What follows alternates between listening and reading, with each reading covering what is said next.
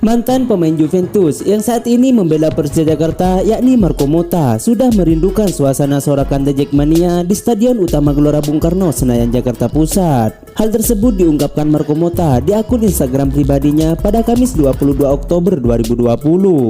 Marco Motta menjadi bagian dari Persija Jakarta sejak Januari 2020 lalu. Di Persija Jakarta, pemain berusia 34 tahun tersebut menjadi idola baru bagi The Jackmania. Kerinduan Marco Motta kembali merasakan atmosfer pertandingan di SUGBK sepertinya belum bisa diwujudkan dalam waktu dekat. Seperti yang diketahui, pihak kepolisian belum memberikan izin kompetisi Liga 1 dan Liga 2 bergulir. Hingga saat ini, PSSI masih berupaya untuk mendapatkan izin dari pihak kepolisian. Pertandingan terakhir pemain asal Italia tersebut bersama Persija di SUGBK saat klub yang berjuluk Macan Kemayoran tersebut menjamu Borneo FC. Dalam laga tersebut, Persija Jakarta mampu meraih kemenangan 3-2 atas Borneo FC pada 1 Maret 2020 lalu. Marco Motta pun tampil selama 90 menit penuh saat laga Persija Jakarta kontra Borneo FC.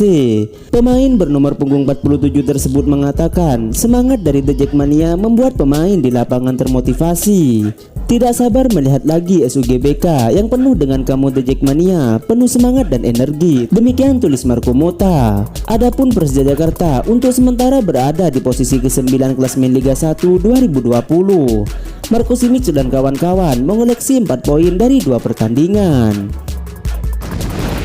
Pelatih Timnas Indonesia U19 Sinteyong menginginkan agar kompetisi Liga 1 dan Liga 2 segera diputar kembali. Sinteyong mengaku membutuhkan kompetisi agar bisa memantau pemain dalam pelaksanaan program yang sudah disiapkan. Terlebih lagi Timnas Indonesia U19 yang sejak 30 Agustus 2020 menjalani pemusatan latihan atau TC di Kroasia akan segera pulang dan tiba di tanah air pada Selasa 27 Oktober 2020.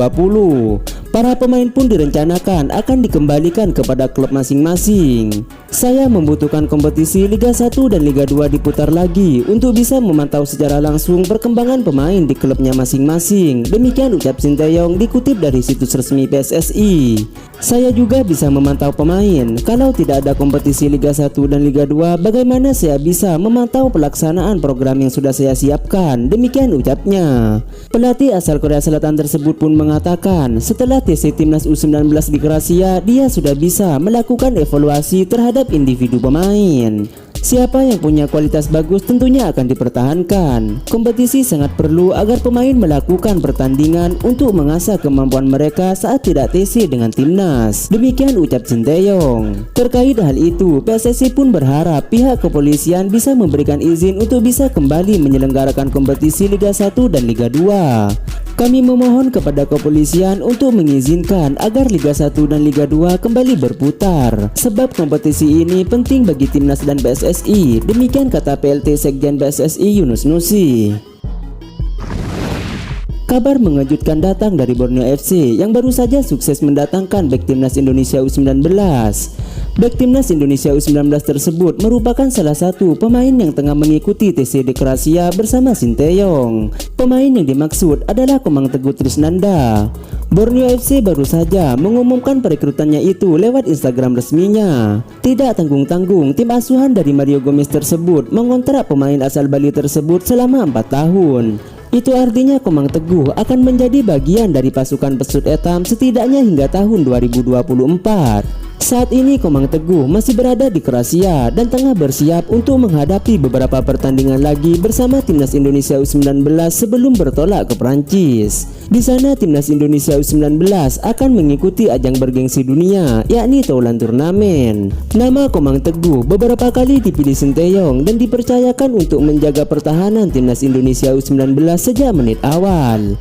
Terakhir ia turun sebagai starting 11 saat Timnas Indonesia U19 menghadapi Makedonia Utara Jilid 3. Bahkan pada pertandingan tersebut dirinya sukses membuat gawang Indonesia tidak kebobolan atau clean sheet.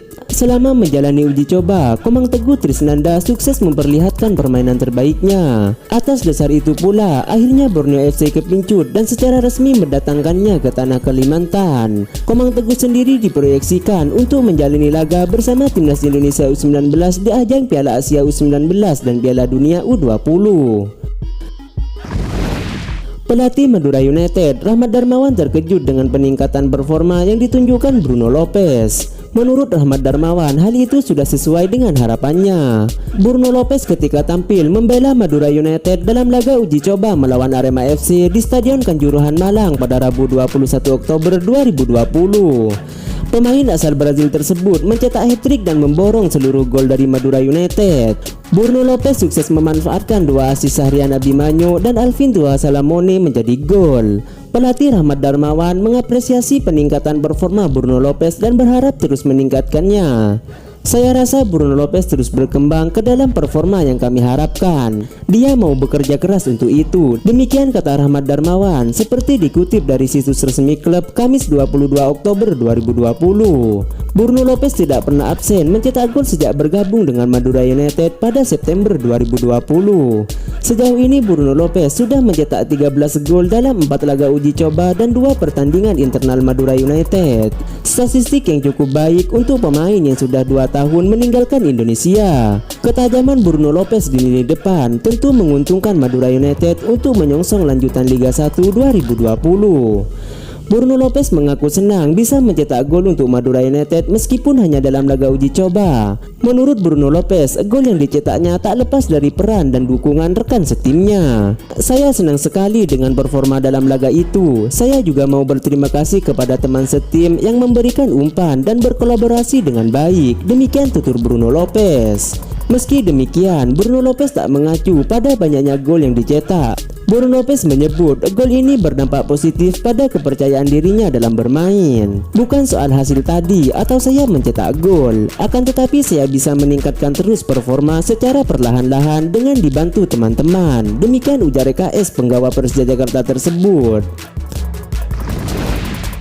Pelatih Persib Bandung, Robert dan Albert menyatakan aturan mengenai perekrutan pemain anyar ketika nasib lanjutan Liga 1 2020 masih abu-abu. Menurutnya sejumlah klub di Indonesia membutuhkan pemain baru.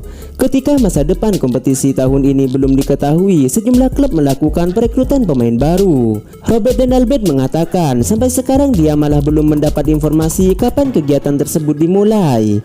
Robert dan Albert ingin segera ada pemberitahuan dari PSSI dan PT Liga Indonesia Baru atau LIB mengenai bursa pembelian pemain baru karena sejumlah klub membutuhkan pemain baru. Beberapa klub di Indonesia ditinggalkan pemainnya karena mereka tidak bersedia, gajinya dipotong serta belum jelasnya kapan kompetisi tahun ini akan diputar lagi. Beberapa klub meminta untuk kembali dibuka. Sebelumnya cukup jelas dikatakan bahwa bursa transfer dibuka lagi pada bulan Desember. Itu pun kalau liga dimulai lagi pada awal Oktober kemarin. Demikian kata Albert seperti dikutip laman resmi Persib. Seharusnya ada informasi yang jelas mengenai jadwal bursa transfer, juga tentang standar yang ditentukan pemain dari kasta apa yang boleh didatangkan. Demikian tambah Albert. Semula lanjutan kompetisi ini dijadwalkan akan digelar pada tanggal 1 Oktober 2020. Namun PSSI terpaksa menundanya setelah Kepolisian Negara Republik Indonesia atau Polri tidak memberikan izin keramaian. Demikian berita sepak bola hari ini. Terima kasih sudah menyimak. Silahkan berikan komentar positif Anda.